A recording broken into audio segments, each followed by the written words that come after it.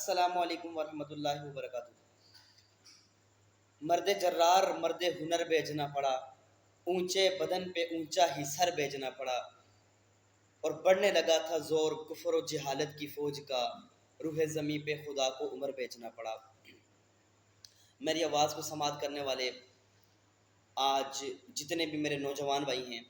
میں اس ویڈیو میں ان کو ایک پیغام دینا چاہتا ہوں، اور وہ پیغام یہ ہے، ایک پیغام بھی ہے، ایک درد بھی ہے، دکھ بھی ہے، اور یہ سارے جملے میں نے جو بولے ہیں وہ اس لیے ہیں بہت ساری باتیں میرے ذہن میں اس وقت گردش کر رہی ہیں، لیکن میں ایک آدھی کا حوالہ دوں گا۔ کچھ ٹائم پہلے آپ نے دیکھا کہ انڈیا کا ایک سنگر جو اس دنیا سے چلا گیا، تو ہمارے لوگوں نے،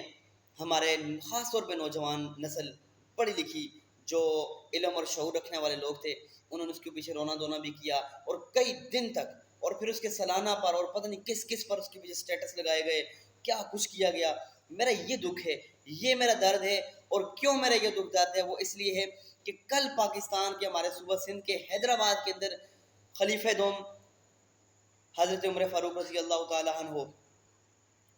جن کی بدترین گستاخی کی گئی، اور ایک ان کا خاکہ بنا کے، ایک ان کا پتلا بنا کے باقاعدہ اس کو جوتیاں ماری گئی اور اس کو نظر آتش کیا گیا۔ میں بڑے دکھ اور درد سے یہ بات کر رہا ہوں کہ ہمارے کسی بھی نوجوان، نہ تو کسی نے فیس بک پہ اس چیز کی آواز اٹھائی، اور نہ ہی کسی نے اس کی آواز اٹھانا کیا، نہ کسی نے اپنے سٹیٹس پہ ڈالا۔ میرے اپنے کانٹیکٹ لسٹ میں کوئی 250-300 جو ہے نا وہ لوگ ہیں، لیکن میں نے صرف اور صرف 2-4 مذہبی لوگوں کے علاوہ کسی بندے کو بھی اس پہ آواز اٹھاتے ہوئے نہیں دیکھا، اور نہ ہی کسی کو پتہ ہے، لوگوں کو پتہ ہی نہیں ہے کہ کیا ہو رہا ہے اور کیا نہیں ہو رہا۔ ہر بندہ اپنے اپنے معاملات میں مست ہے۔ عمر فاروق ہیں کون؟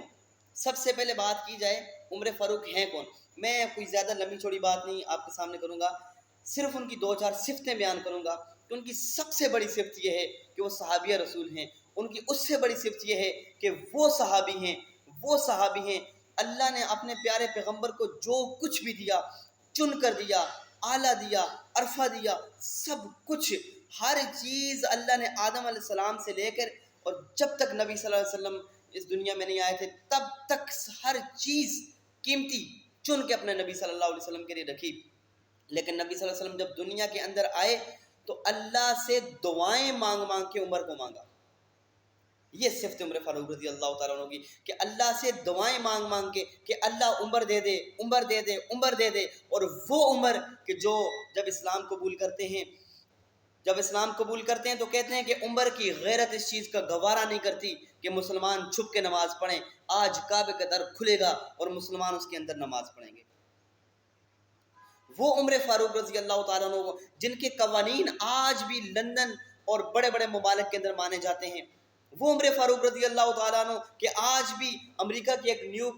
نیوز ویک کی خبر کے مطابق لندن میں ایک کتابی میلہ سجتا ہے، اور ایک غیر مسلم عورت وہاں پہ 200 کتابیں شان عمر فاروق رضی اللہ تعالیٰ عنہ پہ لے کے آتی ہے۔ وہ عمر فاروق رضی اللہ تعالیٰ عنہ، یہ ہیں ہمارے آئیڈیل لوگ، یہ ہیں جن کے ہمیں فین ہونا چاہیے، کہ جنہوں نے دنیا کو کر کے دکھایا۔ وہ عمر فاروق جنہوں نے 44 لاکھ مربع میل پہ اسلامی حکومت نافذ کی اور اسلام کا پرچم لہرایا۔ وہ عمر فاروق رضی اللہ تعالیٰ عنہ نے جنہوں نے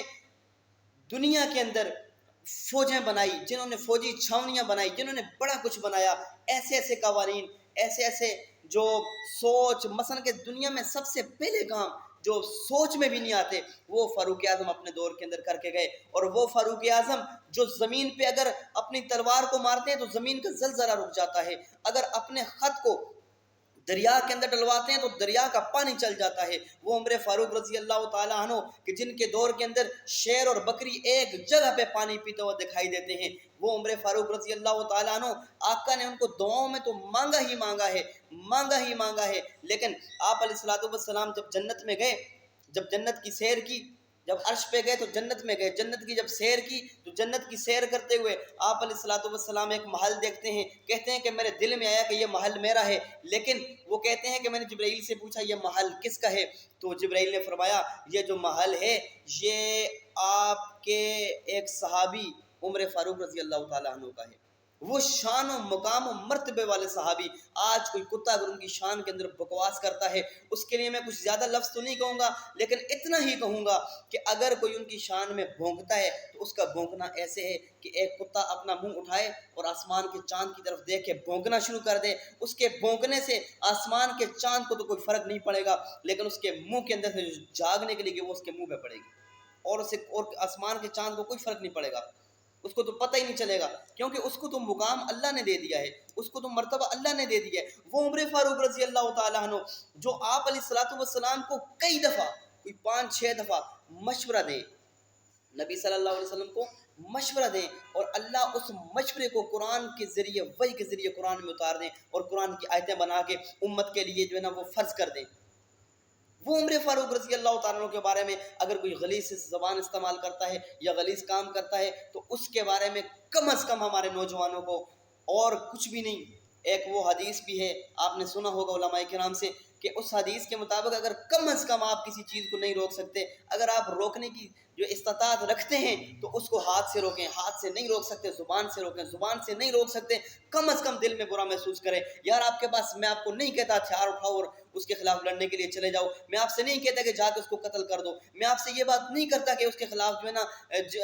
جہاد کا اعلان کر دو، میں ایسی کوئی بات نہیں کر رہا. کم از کم تمہارے ہاتھ کے اندر یہ 20-30-40 ہزار روپے والا موبائل ہے، اس کے اندر اپنا سٹیٹس لگا دو، اپنی فیس بک پہ آواز بلند کر دو، اپنے ٹویٹر پہ جاؤ، اپنے ٹویٹر آن کرو، اس پہ لکھ دو. کم از کم کسی سوشل میڈیا کے پلیٹ فارم پر جو آج آپ کے پاس آسانی دستیاب ہے، اس کے اوپر آپ اپنی آواز بلند کریں اور اپنا حق ادا کریں اس عمر فاروق رضی اللہ تعالیٰ عنہ کی شان کے اندر، تاکہ گستاخی کرنے والے کو پتہ چل جائے کہ غلامان عمر کل بھی زندہ تھے اور آج بھی زندہ ہے. انشاءاللہ جب تک پاکستان کی دھرتی میں عمر کے غلام زندہ ہیں، نہ تو کسی کو بھونکنے دیں گے. اگر یہ بھونکیں گے تو انشاءاللہ ان کی بوکھلاہٹ کو بند کر دیا جائے گا. وما علینا الا البلاغ.